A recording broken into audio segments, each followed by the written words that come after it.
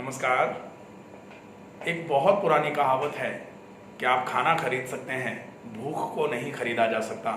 आप पलंग खरीद सकते हैं, लेकिन नींद नहीं खरीद सकते। मैं डॉक्टर रमाकांत शर्मा आज उपस्थित हूँ एक ऐसी ही बीमारी को लेकर जो बहुत ज़्यादा समस्या का कारण बनी हुई है, जिसने जनसंख्या के एक बहुत बड़े हिस्से को आज बहुत परेशान करके रखा हुआ है। जी हाँ, मैं बात कर रहा हूँ अनिद्रा की। अनिद्रा, स्लीपलेसनेस, इंसोम्निया, नींद नहीं आना, बहुतायत नामों से जो जानी जाती है। और भी बहुत सारे नाम हैं इसके, लेकिन ये जैसे अपने नाम के अनुरूप ही इसका काम भी है। इसने जनसंख्या के एक बहुत बड़े हिस्से को बहुत ज़्यादा परेशान कर रखा है। और एक सबसे बड़ी अहम बात यह है कि इसमें कोई आयु विशेष के लोग परेशान नहीं हैं। बचपन से लेकर के और ये वृद्ध लोगों तक सबको इसने घेर रखा है, सबको परेशान कर रखा है। अपने अपने सबके कारण होते हैं। सबसे पहले तो ये हुआ करता था कि बचपन में बच्चा 16 से 18 घंटे सोता है। आज तो वो जो बच्चे 16 से 18 घंटे भी सोया करते थे, वो भी आज 12 घंटे सोने पर ही आ गए हैं। कारण एक सामान्य सा कारण है कि आज जो हमारे आपके सबके घरों में बच्चा यदि 6 महीने का है, 6 महीने के बच्चे को रोते हुए यदि किसी ने देखा और उसको मोबाइल पकड़ा दो, चुप हो जाता है। और जैसे ही मोबाइल देखता है वो चुप हो जाता है और फिर उसकी आदत वहाँ से मोबाइल को देखने की लग जाती है। जैसे मैं भी ये जो वीडियो बना रहा हूँ, ये भी मोबाइल के उपयोग से ही बन रहा है। तो ये है कि हम किस तरीके से इतने डिपेंडेंट होते जा रहे हैं, और हमारी यही डिपेंडेंसी जो है हमारे रोगों का, और स्पेशली ऐसे रोगों का जो जीवन शैली के रोग कहे जाते हैं, सबसे बड़ा कारण है। तो आज हम बात करेंगे पूरे तरीके से विस्तार से कैसे इंसोम्निया होता है, इंसोम्निया के लक्षण क्या क्या हैं, इंसोम्निया के मूल कारणों में सबसे बड़े कारण क्या हैं, और उसका उपचार प्राकृतिक चिकित्सा, आहार चिकित्सा और योग में किस तरीके से किया जा सकता है। तो सबसे पहले जानते हैं कि इंसोम्निया मूल रूप से होता क्या है, अनिद्रा का पूरा मतलब क्या होता है। तो अनिद्रा का मतलब होता है नींद न आना। एक बार नींद आए, बीच में खुल जाए तो दोबारा नहीं आना। बार बार नींद का खुलना, एक बार सोने में बहुत ज़्यादा दिक्कत होना, और यदि ऐसा कुछ हुआ कि नींद आई है तो छोटे मोटे डिस्टर्बेंस से एकदम से नींद का खुल जाना। ये जो है नींद के डिस्टर्बेंसेस या नींद का बिल्कुल नहीं आना, ये दोनों ही कैटेगरीज जो हैं ये अनिद्रा की श्रेणी में रखी जाती हैं, और बीमारी का नाम होता है अनिद्रा, निद्रा का नहीं आ पाना। मूल सबसे बड़े कारण जो हैं अनिद्रा के, वो अगर हम देखते हैं तो सबसे बड़े कारणों में से कारण होता है एक तो तनाव। हमारी जीवन शैली जो है, ऐसी जीवन शैली जिसकी वजह से आज लगभग बहुतायत रोग हमारे शरीर में प्रवेश कर रहे हैं। ऐसी जीवन शैली की वजह से हम बहुत स्ट्रेस में रहते हैं, और स्ट्रेस की वजह से स्ट्रेस इंड्यूस्ड इंसोम्निया हो रहा है। तो एक सबसे बड़ा कारण जीवन शैली की अनियमितता, और उसी में आता है स्ट्रेस। एक कारण होता है जो महिलाओं में विशेष रूप से देखा जाता है, और वो कारण है हार्मोनल इम्बैलेंसेस। जब बच्चा लगभग 12, 13, 14 साल का होता है, बिटिया बेटी, उसको जब जो उसका मासिक धर्म आना चालू होता है, उस समय भी कुछ हार्मोनल चेंजेस आते हैं, तो उस समय भी इंसोम्निया होने के बहुत ज़्यादा चांसेस होते हैं। बिटिया जब बड़ी होती है, 17-18 साल तक पहुंचती है, तब फिर उसको फिर से हार्मोनल चेंजेस होते हैं, वो भी इंसोम्निया का एक कारण बनते हैं। और महिलाओं में जब मेनोपॉज होता है, मासिक धर्म जब जाने वाला होता है, उस समय भी हार्मोनल डिस्टर्बेंसेस होते हैं।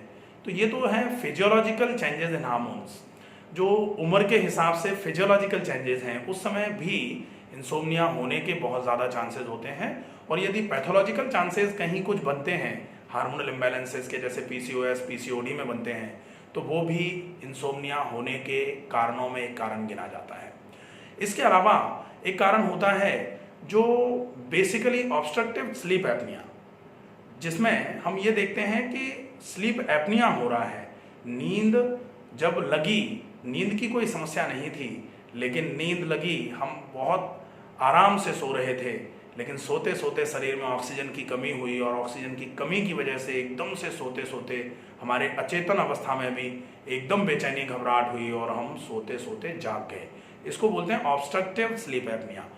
जब सोते सोते ऑक्सीजन की कमी होती है, जो हमारा नेजल पैसेज है या जो हमारा रेस्पिरेटरी ट्रैक्ट है, उसमें कहीं कोई भी ऑब्स्ट्रक्शन आता है, तो उसकी वजह से जो नींद का खुल जाना होता है वो भी एक कारण होता है इंसोम्निया का। इसके अलावा इंसोम्निया के कारण जो होते हैं साइकोसोमेटिक डिसऑर्डर्स बहुत सारे हैं, जिसमें एंग्जाइटी, जिसमें डिप्रेशन, मैनिया, मैनिक डिप्रेसिव साइकोसिस, ऐसे बहुत सारे रीजंस हैं। ये सारे के सारे रीजंस हमारे इंसोम्निया के लिए एक बहुत बड़े कारणों का काम करते हैं। तो ये तो हैं मूल कुछ कारण जिनकी वजह से इंसोम्निया। अब इंसोम्निया कुछ कॉज स्पेसिफिक भी होता है, जैसे फिजियोलॉजिकल कॉज स्पेसिफिक जो इंसोम्नियाज होते हैं, जिसमें कारण जो है वो ट्रांसिएंट है, कुछ समय के लिए कारण है। जैसे घर में जब शादी होती है, तो बेटी की शादी है या बेटे की शादी है, तो माँ बाप को नींद आना 4-5 दिन, मैं तो कहता हूँ 15 दिन, महीने भर से ही नींद आना बंद हो जाती है उनको। ऐसे करना है, मेहमानों को ऐसे खिलाना है, वैसे पिलाना है, ये वाली व्यवस्था करनी है। तो ये सारे के सारे जो प्लानिंग्स हैं, वो प्लानिंग्स जब दिमाग में आ जाते हैं, उस समय के बाद नींद गायब हो जाती है। और जैसे ही जो टारगेट रखा हुआ था, शादी अच्छे तरीके से जब निवृत्त हो जाते हैं शादी के कार्यक्रमों से हम, तो हमें फिर से बहुत अच्छी नींद आना चालू हो जाती है। ये तो होता है cause related, specific cause related physiological insomnia. ऐसे ही कोई शादी समारोह है या फिर कोई और घर में कोई फंक्शन होने वाला है या फिर कोई एक विशेष कुछ हम इंतजाम करने वाले हैं, तो उसकी चिंता जो होती है, उसका चिंतन जो होता है, उसकी वजह से हमारी नींद कुछ समय के लिए डिस्टर्ब होती है। और जैसे ही वो कार्य पूरा हो जाता है तो हमारी नींद फिर से अच्छे तरीके से आना चालू हो जाती है। ये तो होता है फिजियोलॉजिकल इंसोम्निया में। इसके अलावा अगर हम देखें कि लक्षण जो हैं इंसोम्निया के, ये तो हो गए मूल कारण। अब मूल कारणों के बाद जो लक्षण होते हैं इंसोम्निया के, वो लक्षण क्या हैं? बेसिकली एक तो नींद आने में ही बहुत तकलीफ, नींद आए ही नहीं, और यदि कैसे भी करके नींद आ भी जाए तो फिर नींद रुके नहीं ज़्यादा, बीच में टूट जाए और टूटने के बाद दोबारा नहीं आए। इसके बाद फिर टुकड़ों टुकड़ों में नींद आए, टुकड़ों टुकड़ों में नींद आए, या फिर बहुत सारे लोगों को तो क्रॉनिक इंसोम्निया जो होता है कि बिल्कुल भी नींद नहीं आती है, इतनी ज़्यादा बेचैनी, इतनी ज़्यादा घबराहट होती है कि हम थोड़ी देर के लिए सो जाएं, लेकिन सो नहीं पाते, नींद नहीं आती। क्रॉनिक इंसोम्निया का केसेस जो होते हैं उनकी बहुत बुरी स्थिति हो जाती है। ऐसी अवस्था में रात को नींद नहीं आ रही है, रात को सोए नहीं, अब दिन में भी हम नहीं सो पा रहे हैं, आलस भरा हुआ है, दिन भर में आलस है, लेकिन नींद दिन में भी नहीं आ रही है, और दिन में थोड़ा बहुत अगर नैप ले भी लिया तो फिर रात को पूरी रात नींद नहीं आएगी। तो ये जो लक्षण है। इसके अलावा लक्षण होते हैं कि जब नींद पूरी नहीं होती है, सवेरे आलस रहता है, चिड़चिड़ाहट रहती है मन में, क्रोध एकदम से आना चालू हो जाता है, एंग्जाइटी होना चालू हो जाती है। तो ये सारे के सारे लक्षण क्यों आ रहे हैं? क्योंकि नींद पूरी नहीं हो पा रही है। तो नींद नहीं पूरी हो पाने के जो लक्षण हैं वो क्रोध, एंग्जाइटी, बेचैनी, घबराहट, अस्थिरता, मन बिल्कुल बेचैन होना चालू हो जाएगा, घबराहट होना चालू हो जाएगी अंदर से, यहाँ बैठे हैं यहाँ से कहीं और चले जाएं, कहीं और गए वहाँ से कहीं और चले जाएं, ऐसी वाली स्थिति भी, ये लक्षण भी इंसोम्निया में देखने को मिलते हैं। इसके बाद अब हम देखते हैं इंसोम्निया के प्रकार क्या क्या होते हैं। तो मूल रूप से इंसोम्निया जो है वो 2 भागों में विभाजित किया जाता है। सबसे पहले होता है प्राइमरी इंसोम्निया।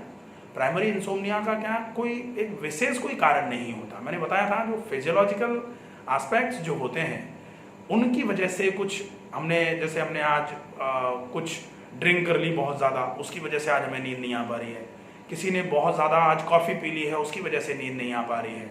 या फिर कोई एक स्पेसिफिक कोई फंक्शन था, उसकी तैयारी की वजह से हमको 1-2 दिन 3 दिन के लिए नींद नहीं आई थी, ये बोलते हैं प्राइमरी। इसके लिए कोई एग्जैक्ट कोई बहुत नॉन एटियोलॉजी नहीं होती है, कोई बहुत एक नॉन कॉज नहीं होता है इंसोम्निया का, इसको बोलते हैं प्राइमरी इंसोम्निया। दूसरे नंबर पर इंसोम्निया जो होता है वो होता है सेकेंडरी इंसोम्निया। सेकेंडरी इंसोम्निया का मतलब होता है यहाँ कॉजेज होते हैं, स्पेसिफिक कॉज रिलेटेड इंसोम्निया।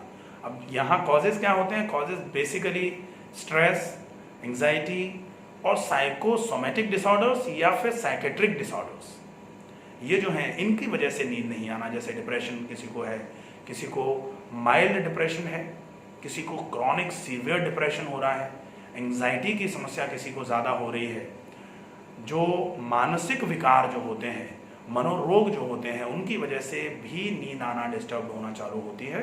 इसको बोलते हैं सेकेंडरी इंसोम्निया। इंसोम्निया का ही दूसरा क्लासिफिकेशन अगर हम लेते हैं depending on duration of the disease, तब हम इंसोम्निया को 3 भागों में विभाजित कर देते हैं। एक होता है ट्रांसिएंट इंसोम्निया। ट्रांसिएंट इंसोम्निया का मतलब होता है फॉर शॉर्टर ड्यूरेशन, बहुत कम समय के लिए हुआ और जैसे ही वो कारण खत्म हुआ इंसोम्निया खत्म हो गया। हाँ, इसमें हम देख सकते हैं वो वाला इंसोम्निया जो होता है कि कोई तैयारी करनी है, कुछ विशेष कोई काम आ गया है, हमको ऑफिस का कोई बहुत प्रोजेक्ट इंपॉर्टेंट है, उसको हमें बनाना है, हमें कोई पीपीटी तैयार करना है, हमें कोई सेमिनार में लेक्चर देना है, उसकी तैयारी करनी है, तो उसकी वजह से 1 दिन 2 दिन मैक्सिमम 5-7 दिन के लिए नींद ना आए, ऐसे इंसोम्निया को बोलते हैं ट्रांसिएंट इंसोम्निया। और जैसे ही वो कारण खत्म होता है हमें दोबारा से अच्छी नींद आना चालू हो जाती है, तो ट्रांसिएंट इंसोम्निया। दूसरा होता है short term insomnia. Short term का मतलब है लगभग 15 दिन से महीने भर तक का कोई ऐसा रीज़न रहा हो जिसमें लगभग महीने भर तक नींद ना आए, और महीने भर के बाद जब वो रीज़न खत्म हो जाए तो लगभग फिर से अच्छी हमें नींद आना चालू हो जाए। छोटी मोटी कोई समस्या, किसी से लड़ाई झगड़ा हो गया हो, कोई केस हो गया हो, या फिर कोई बहुत ज़्यादा हमारा स्नेही व्यक्ति जिससे हम बहुत मोह रखते थे, जिसको हम बहुत चाहते थे, वो अगर मान लीजिए हमसे रोस्ट हो जाता है, रूठ जाता है, और वो किसी भी कारण की वजह से नहीं मान पा रहा है, तो वो लगभग जब तक हम उस समस्या को नहीं सुलझा लेते हैं तब तक के लिए जो इंसोम्निया होता है उसको बोलते हैं शॉर्ट टर्म इंसोम्निया। अब होता है जो सबसे खतरनाक है वो है लॉन्ग टर्म इंसोम्निया, और इसी को बोलते हैं क्रॉनिक इंसोम्निया। मतलब कारण छोटा सा था लेकिन अब वो कारण खत्म हो रहा है या नहीं हो रहा है, लेकिन इंसोम्निया परमानेंट हो गया है। इसमें 3 महीने से ज़्यादा का ड्यूरेशन होता है, 3 महीने से ज़्यादा के समय तक नींद नहीं आने की जो समस्या होती है, उस इंसोम्निया को फिर रखते हैं क्रॉनिक इंसोम्निया के केस में। क्रॉनिक इंसोम्नियाज के बहुत सारे रीजंस होते हैं। क्रॉनिक इंसोम्निया का सबसे बड़ा रीज़न होता है डिप्रेशन। दूसरे नंबर पर क्रॉनिक इंसोम्निया का रीज़न होता है हमारा अपना बहुत मोह, लालसा, बहुत जिज्ञासाएं, बहुत ज़्यादा करने की इच्छा, जो अतिशयोक्ति वाली स्थिति होती है ना, बिल्कुल कि हम सब कुछ कर देंगे, हम सबसे ऊपर पहुंचेंगे, और उसके लिए हम एक क्रमबद्ध तरीके से तैयारी ना करते हुए बिल्कुल जुट जाएं पागलों की तरह, तो फिर एक समस्या होती है जिसको बोलते हैं क्रॉनिक इंसोम्निया। हमें कुछ अचीव करना है तो एक सिस्टमिक रिदमिक प्रोसेस होता है, उस रिदमिक प्रोसेस को फॉलो करते हुए अगर हम कोई काम करें तो हम काम भी पूरा कर जाएंगे और परेशान भी नहीं होंगे। हम पूरा करने के चक्कर में एक बहुत अच्छी कहावत होती है, आदि छोड़ पूरी को धावे, पूरी मिले ना आदि पावे। हम जो था हमारे पास उसको छोड़ करके ज़्यादा के चक्कर में और भागे लगे, और जो था वो भी हमारे हाथ से चला गया, और जो ज़्यादा के लिए हम गए थे वो ज़्यादा हमको मिल नहीं पाया। तो ऐसी स्थितियाँ होती हैं, और आजकल जो इंसोम्नियाज हो रहे हैं वो ऐसे वाले ही हो रहे हैं। बच्चे पर बहुत प्रेशर बनाया जाता है, जो एम्प्लॉय होता है उस पर बहुत प्रेशर बनाया जाता है कि बहुत अच्छा काम करेगा, बहुत ज़्यादा काम करेगा, और वो बहुत अच्छा और बहुत ज़्यादा के चक्कर में जितना कर पा रहा था उससे भी चला जाता है। तो ये जो हैं, ये हैं टाइप्स ऑफ इंसोम्नियाज। इसके अलावा अगर इंसोम्निया को हम और विभाजित करना चाहें तो और भी बहुत सारे विभाजन बना सकते हैं। हम देख सकते हैं कि हाइपरटेंशन से इंड्यूस होकर के इंसोम्निया हो रहा है, या फिर सोमेटिक डिसऑर्डर्स की वजह से इंसोम्निया हो रहा है। हमारे सिर में बहुत तेज़ दर्द रहता है, रोज़ रात को सिर में दर्द हो जाता है, इस वजह से हम रात को नहीं सो पा रहे हैं। हमारे पेट में बहुत डिस्कम्फर्ट रहता है, एसिडिटी रहती है, इसकी वजह से रात को हम नहीं सो पाते हैं। या साइकोलॉजिकल डिस्टर्बेंसेस बहुत ज़्यादा हो रहे हैं, इसकी वजह से हम नहीं सो पाते हैं। तो अलग अलग कारण, बहुत सारे कारण हो सकते हैं, और उनके हिसाब से बहुत सारे प्रकार भी बनाए जा सकते हैं। अब हम जो मूल है इंसोम्निया, ये तो हो गया कि ये होने का कारण क्या है, और मैंने पहले भी बताया हुआ है इंसोम्निया जो है इनको हम मानसिक रोगों में ही एक तरीके से लेके चलेंगे। और मानसिक रोगों का सबसे बड़ा कारण होता है अप्रसन्नस्य चिंतस्य सर्वे रोगा भवन्ति। जहाँ हमारी जो प्रसन्नता का लेवल है वो ख़त्म होता है और जहाँ हमारा चिंतन चिंता में बदल जाता है, समझ लो वहाँ इंसोम्निया तो होना ही होना है, अनिद्रा की समस्या तो होनी ही होनी है। हमारी लाइफ जो है वो पूरे तरीके से डोल जाती है और हमारी रिदम जो लाइफ की है, जीवन का जो संयम है, जीवन का जो नियमन है, वो जैसे ही ख़त्म होता है तो हम ऐसी समस्याओं की चपेट में आते हैं और इन समस्याओं की वजह से हम बहुत ज़्यादा परेशान होना चालू हो जाते हैं। अब आती है बारी कि इस इंसोम्निया का इलाज कैसे करें। तो इंसोम्निया का इलाज बहुत ही संभव है, बहुत रिदम से हम इंसोम्निया का इलाज कर सकते हैं, बहुत आसानी से कर सकते हैं, लेकिन तरीका एक सिस्टमेटिक फॉलोअप होगा। उसमें अगर हम चाहें कि आज ही इंसोम्निया ख़त्म हो जाए, आज कुछ किया है उससे नहीं होगा ऐसा। तो बढ़ते हैं चिकित्सा की तरफ। चिकित्सा में सबसे पहले देखेंगे प्राकृतिक चिकित्सा। प्राकृतिक चिकित्सा इंसोम्निया के लिए जो होती है उसमें हल्के गुनगुने पानी में पैर डालना, नाक में घी डालना, एक बाल्टी में हल्का गुनगुना पानी भरा, उसमें चाहें तो एप्सम सॉल्ट डाल सकते हैं, खड़ा नमक डाल सकते हैं, या फिर अगर संभव हो जाए तो उसमें थोड़ा सा आप जो जैसे पेडिक्योर में अपन शैम्पू डालते हैं या थोड़ा ऑयल डाल देते हैं, तो अगर वो कुछ डाल करके हल्के गुनगुने पानी में और उसमें पैर डाल के रखेंगे, पैरों को लगभग 15 मिनट से 20 मिनट के आसपास गुनगुने पानी में डाल के रखना, हल्का निमाया सा गुनगुना पानी रहेगा, इसमें पैर डाल के बैठे, पैरों को 20 मिनट के बाद निकाला, पैरों को पोंछा, तलवों पे 1-1 मिनट के लिए अच्छे तरीके से घर्षण किया और उसके बाद हल्का सा गाय का घी या सटबिंदु तेल या फिर बादाम रोगन तेल, या अगर नहीं है तो शुद्ध सरसों का तेल जो होता है, हल्का गुनगुना करके गुनगुने पानी में सीसी को चला करके वो जब गुनगुना सा हो जाए तो दोनों नाकों में 2-2 ड्रॉप वो ऑयल या फिर गाय का घी डाला और अच्छे तरीके से नेजल लुब्रिकेशन करा दिया। तो जो ऑब्स्ट्रक्टिव मैंने बताया था ना, ऑब्स्ट्रक्टिव स्लीप एपनिया, नाक एकदम से बंद हुई, सोते सोते नाक बंद हुई और सांस नहीं भर पा रहे हैं, ऑक्सीजन की डेफिशिएंसी हुई, उसके चक्कर में हमारी नींद टूट गई, तो अगर ऐसा है तो ये नेजल लुब्रिकेशन का काम करेगा। और नेजल लुब्रिकेशन का काम करेगा तो शरीर में पर्याप्त मात्रा में, सोते हुए आपके शरीर में पर्याप्त मात्रा में ऑक्सीजन पहुंचती रहेगी, नाक खुली हुई रहेगी, क्योंकि मुंह तो बंद रखना होता है, मुंह बंद रहेगा, नाक खुली हुई रहेगी, अच्छी मात्रा में ऑक्सीजन जाती रहेगी, तो हमारा एक रीज़न वो खत्म हो जाता है।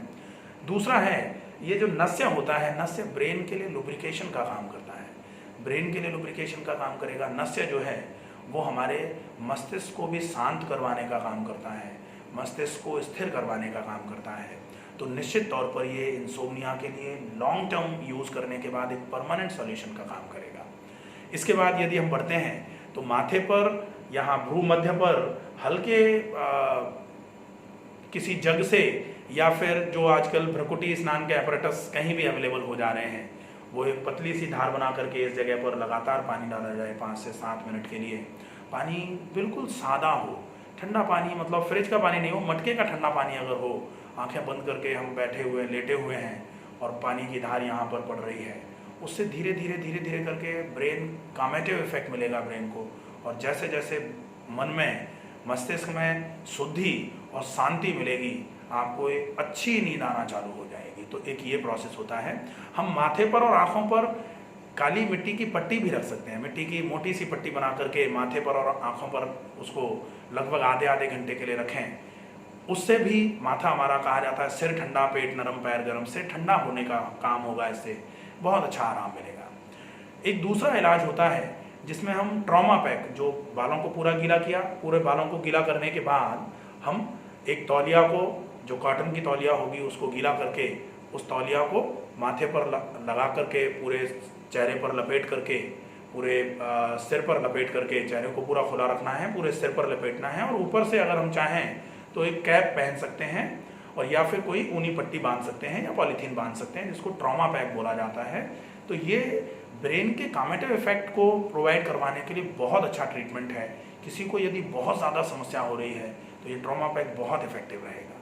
हाँ, सिर को ठंडा करने का काम करेगा दोबारा ये, और सिर ठंडा पेट नरम और पैर गर्म, तो सामान्य शरीर के स्वास्थ्य के लिए ये बहुत आवश्यक लक्षण होता है। और ये जैसे तैसे करके अगर हम प्रोवाइड करवाते हैं तो निश्चित तौर पर इससे हमको आराम मिलेगा। एक पूरे शरीर पर गीली चादर का लपेट, एक कॉटन का चादर लिया, उसको ठंडे मटके के ठंडे पानी में गीला किया, पूरे शरीर को अच्छे तरीके से प्रक्षाल कर लिया, पोंछ लिया गीले कपड़े से। उसके बाद हमने पूरे शरीर पर उस चादर को लपेटा और उस चादर के ऊपर से एक सूखी चादर लपेटी और उसके ऊपर से एक कंबल लपेट दिया। इसको करने का एक तरीका हो सकता है कि एक पलंग पर हम पहले कंबल पूरा फैला दें, उसके ऊपर से एक सूखी चादर फैला दें, उसके ऊपर से गीली चादर फैला दें और गीली चादर के ऊपर हम लेट जाएं। तो पहले गीली चादर इस तरीके से लपेट ली, उसके बाद किसी को बोल करके सूखी चादर लपेटवा लें, क्योंकि हमारे हाथ तो अंदर आ जाएंगे, और उसके ऊपर से कंबल।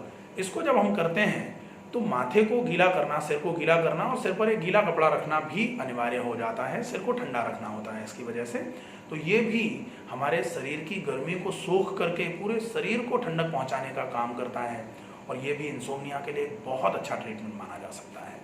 इसके बाद यदि हम नेचुरोपैथी में ही आगे की तरफ बढ़ते हैं तो हम मिट्टी का लेप कर सकते हैं। पूरे शरीर पर काली मिट्टी का पतला पतला सा लेप कर सकते हैं। मिट्टी के लेप से भी शरीर में ठंडक मिलती है, शरीर की गर्मी शांत होती है और शरीर में गर्मी के शांत होने की वजह से, शरीर के ठंडे होने की वजह से हमारी अनिद्रा की समस्या में बहुत अच्छा आराम मिलता है। मिट्टी को माँ बोला जाता है, तो अगर किसी को अनिद्रा की समस्या है, माँ का हाथ माथे पर आए तो आधी से ज़्यादा अनिद्रा की समस्या तो यहाँ ही ख़त्म हो जाती है।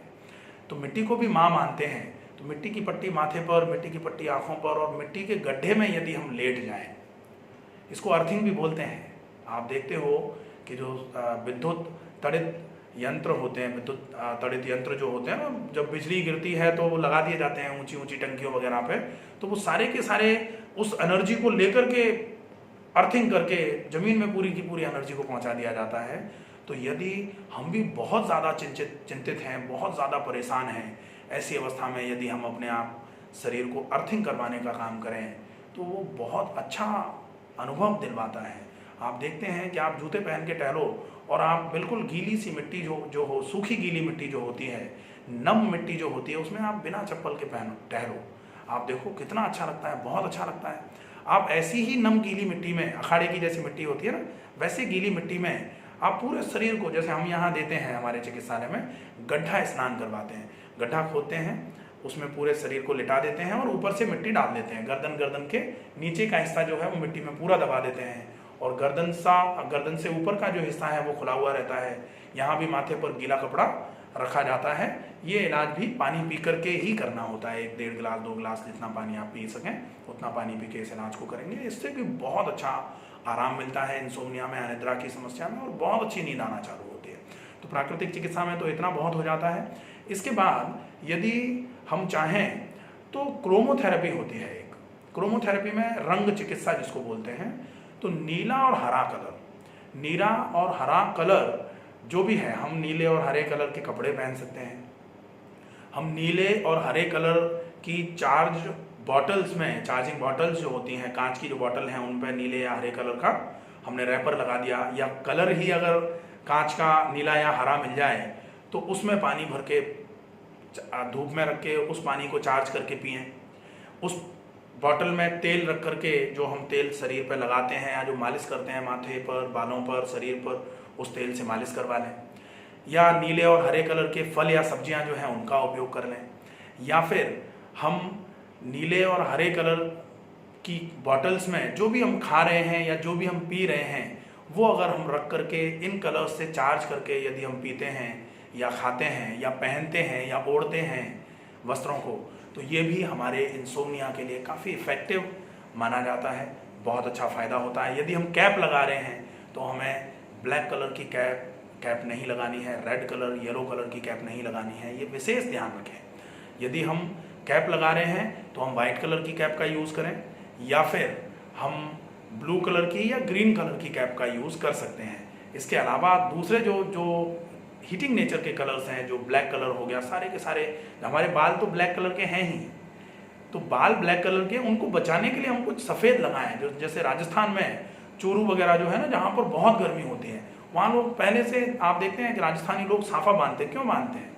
क्योंकि गर्मी बहुत है। उस गर्मी से सिर को, मस्तिष्क को बचाने के लिए सफ़ेद कलर का साफा, कभी काले कलर का आपने राजस्थानियों को पहने नहीं देखा होगा। तो रंग का अपना एक बहुत अच्छा महत्व होता है। तो जो वो कलर है, आप उन कलर्स का यूज़ कर सकते हैं, ये आपके लिए क्रोमोथेरेपी हो जाएगी। इसके अलावा अब हम बढ़ते हैं आहार चिकित्सा की तरफ। आहार चिकित्सा में हम ये चीज़ ध्यान रखें, कारण में एक कारण और होता है कि over eating at night time. बहुत ज़्यादा मात्रा में यदि हम रात के समय खाएंगे तो वो रात का ज़्यादा मात्रा में खाया हुआ भी इंसोम्निया कराने का एक बहुत बड़ा कारण बनता है, तो हमें उससे भी बचना है। इसके अलावा हम ये विशेष ध्यान रखें कि हम जो भोजन कर रहे हैं वो भोजन सुपाच्य हो, अच्छी मात्रा में पानी पिएं, शाम का खाना हम थोड़ा जल्दी ही खा लें और शाम के खाने के बाद कम से कम 30 मिनट 40 मिनट हम टहल लें। इसके बाद वो खाना जब पचना चालू हो जाएगा तो नींद में डिस्टर्बेंसेस नहीं आएंगे, उसकी वजह से ये हो जाती है आहार चिकित्सा। आहार चिकित्सा में आप फलों का उपयोग करें, आप सलाद का उपयोग ज़्यादा मात्रा में करें, लेकिन खाने के आधे घंटे 40 मिनट पहले ही फल और सलाद खा लिए जाएं, उसके बाद फिर खाना खाएं आप। ये बहुत अच्छा रहेगा, क्योंकि अगर पेट में गैस बनेगी, अपच रहेगी, बहुत एसिडिटी रहेगी, तो ये भी इंसोम्निया के एक बहुत बड़े कारणों में से कारण माना जाता है। ठीक है, अब हम आते हैं योग चिकित्सा, जो मूल चिकित्सा हो सकती है जिससे पूरे तरीके से हम इस इंसोम्निया की समस्या को खत्म कर सकते हैं, वो है योग चिकित्सा। योग चिकित्सा में हम शुद्धि में शरीर के शोधन पर पूरा ध्यान देंगे, जिसमें आँखों की सफाई त्रिफला के पानी से, गुलाब जल के पानी से, कानों की सफाई हम कर सकते हैं, नाक की सफाई पानी की नहती, रबर की नहती, सूत्र की नहती से कर सकते हैं। नस्य जो कर सकते हैं तेल या घृत से नस्य कर सकते हैं, नाक में घी या तेल डालना। हम पानी पी के उल्टी कर सकते हैं यदि हमको स्ट्रेस इंड्यूस्ड में हाइपरटेंशन से इंड्यूस होकर के इंसोम्निया नहीं हो रहा, बीपी हमारा ज़्यादा नहीं है यदि, तो हम पानी पी के उल्टी कर सकते हैं, जिससे हमारा आमाशय आहार नाल पूरी साफ हो जाती है। हम ज़्यादा मात्रा में पानी पी के पूरी आंतों को साफ करवा सकते हैं, खून की सफाई करवा सकते हैं, तो ये शुद्धि क्रियाएं होती हैं। इसके बाद फिर हम आसन कर सकते हैं। आसनों में, आसन का मतलब होता है कि आप यदि आसन कर पाए तो इंसोम्निया पूरे तरीके से खत्म हो सकता है। और आसन में कोई ये नहीं कि मयूरासन करना है या वृश्चिकासन करना ही ज़रूरी है। आसन में जो आप आसानी से कर पाएँ वो आपके लिए आसन होगा, चाहे बेशक आप शवासन का अभ्यास, DRT, ये बहुत अच्छी टेक्निक्स हैं, इनको आप उपयोग में ज़रूर लें। आसन जो भी आप आसानी से कर सकते हैं वो आसन ज़रूर करिए। प्राणायाम में अनुलोम विलोम प्राणायाम, शीतली प्राणायाम, शीतकारी प्राणायाम, चंद्र अनुलोम विलोम और चंद्र भेदी प्राणायाम, साथ में भ्रामरी प्राणायाम का अभ्यास यदि आप करते हैं तो इंसोम्निया में बहुत अच्छा आराम मिलना चालू होता है। और यदि किसी को बहुत ज़्यादा समस्या है तो मैं तो बोलता ही हूँ कि अनुलोम विलोम में नाड़ी शोधन अनुलोम विलोम, उसके बाद शीतकारी और भ्रामरी प्राणायाम यदि आप 5-5 मिनट तीनों कर लेते हैं सवेरे और 5-5 मिनट तीनों कर लेते हैं शाम को, तो आपको धीरे धीरे करके, कारण कैसा भी होगा इंसोम्निया का, आपको इंसोम्निया में आराम मिलना चालू हो जाएगा। इसके अलावा यदि हम आगे की तरफ बढ़ते हैं तो एक बहुत अच्छा स्लोगन बोला जाता है, meditation is the best medication for insomnias. तो मेडिटेशन जो है, मेडिटेशन मैं हमेशा बोलता हूँ कि मेडिटेशन का मतलब है कि आप शांत होकर के, आंखें बंद करके, पूरे मन को शरीर पर केंद्रित करते हुए, श्वास पर केंद्रित करते हुए आप एकाग्र होने का प्रयास जो करेंगे वही आपके लिए मेडिटेशन है, ध्यान का अभ्यास है। उससे आपको बहुत अच्छा आराम मिलेगा। इसके अलावा कुछ विशेष चीज़ें जो हैं, हम जब रात को सोने के लिए जाएं तो हम सबसे पहले हम साफ हों, हमारे कपड़े बिल्कुल साफ सुथरे हों, ढीले कपड़े पहनकर सोना है, इसका विशेष ध्यान रखें। बाल पूरे साफ सुथरे हों, गंदगी, ऐसा पसीना आ रहा है, गर्मी लग रही है, ऐसे केस में तो इंसोम्निया के लिए कारण बन जाता है ये नींद नहीं आने का। दूसरा है, हमारा कमरा जो है वो बिल्कुल साफ सुथरा होना चाहिए, उसमें जो पर्दे हैं, उसमें जो वेंटिलेशन है प्रॉपर होना चाहिए, उसमें कहीं कोई कंजेशन नहीं लग रहा हो, इरिटेशन नहीं आना चाहिए, उसकी जो लाइटिंग है वो बहुत सूदनिंग लाइट होनी चाहिए। ग्रीन और ब्लू कलर के डिम लाइट्स का यूज़ कर सकते हैं हम। हल्का सा म्यूज़िक चला सकते हैं सोने से पहले, बिल्कुल लाइट सा म्यूज़िक चला सकते हैं। और जहाँ हम सोने वाले हैं, जिस पलंग पर सोने वाले हैं, उसका प्रॉपर सैनिटेशन, उसका हाइजीन पूरा ध्यान में रखना है, पूरा साफ़ सुथरा हो। अगर हो सके तो माइल्ड कुछ फ्रेगरेंस का यूज़ कर सकते हैं। आजकल कंफर्ट वगैरह जो फैब्रिक कंडीशनर्स आ रहे हैं उनका यूज़ कर सकते हैं।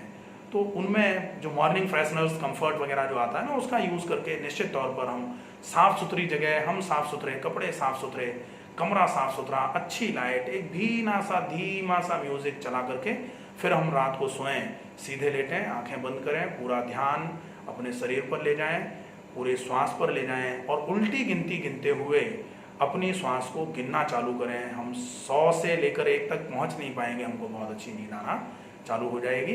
तो ये हो जाता है पूरा इंसोम्निया के लिए आशा करता हूँ समझ में आया होगा आपको। कहीं कोई समस्या लगे तो आप मुझे मैसेज कर सकते हैं।